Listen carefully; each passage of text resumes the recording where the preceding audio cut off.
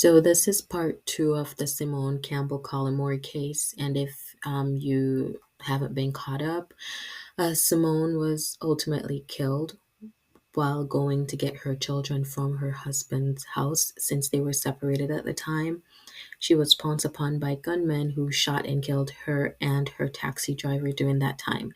So now we're heading into part two where I'll be talking about the investigation and some of the outcomes for the case. As the investigation continued, two other men were arrested in custody.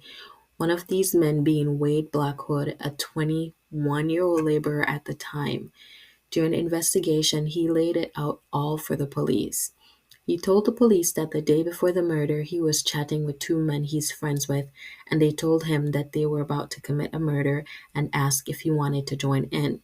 He stated he initially declined to join the men, however, they were not fond of this response.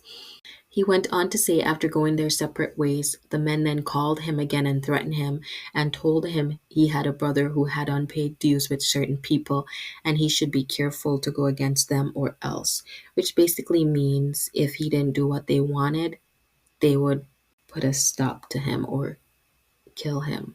So he had to be careful. On the day of the murder, the men came to visit him on two motorbikes, and he stated with no other choice, he hopped on one of them and they drove off to the foot of Riddle's St. Andrew. They stopped, purchased gas, and then one of the men made a phone call. He then turned to them and said that the car Simone was traveling in was headed their way. After this, two other men joined the group of already three men, making this five of them in total. They then drove behind Walter's vehicle, following him for a while. Blackwood stated that one of the men then came off the bike and started shooting at the driver's side of the car, and he then started firing at the passenger side. He said he could hear Simone screaming as the windows around her started shattering. They stole their purse as well as they wanted to make this look like a robbery. Once this was done, they all hopped on their bikes and rode away. He said he gave the murder weapon back to his friend and then burned the clothes he was wearing. Blackwood stated they were paid around 500,000 Jamaican dollars for the killing.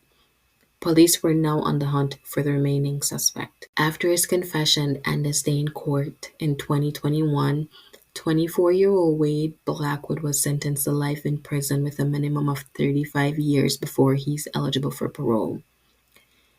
Simone's sister, who was in attendance, said that hearing the killer's confession of her sister's death was traumatizing and will forever remain with her. Walter's partner, Joel, also attended the hearing with her then 14-year-old son.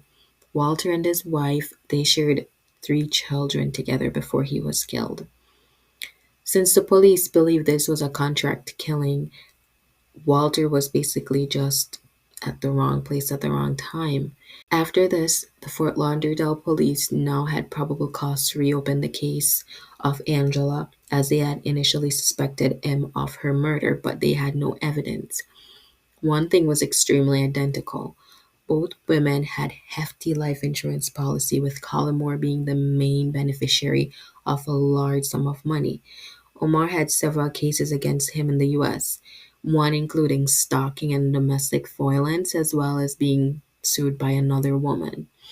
Omar Collymore was then arrested in St. Elizabeth, Jamaica, and this arrest came before he was allegedly supposed to flee Jamaica by boat, so he was trying to escape again for the second time.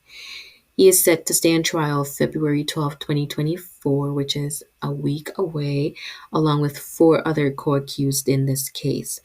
So apparently there has been some issues going on, him stating he's not able to afford a lawyer, and this has pushed back the case because it's 5 years ago since this happened. That's a very long time ago. So once more information comes to light after his case, I will definitely do an uploaded video to give information because I do believe Simone deserves justice. And I don't think this should have happened to her, especially from someone she had, trusted. And now she has two kids and they don't have a father or a mother anymore. I do hope her family is, I do hope they have found peace with what had happened to Simone, even though I know it probably will never happen because I did lose my brother to violence, gun violence at that in Jamaica. So I do know it's very hard finding peace. And even when you think you have found peace, there is always that one thing that happens where it's like all the memories just keep flooding right back to you. But, anyways, I will keep you guys posted on this case, and I'll try to do another video once information comes to light.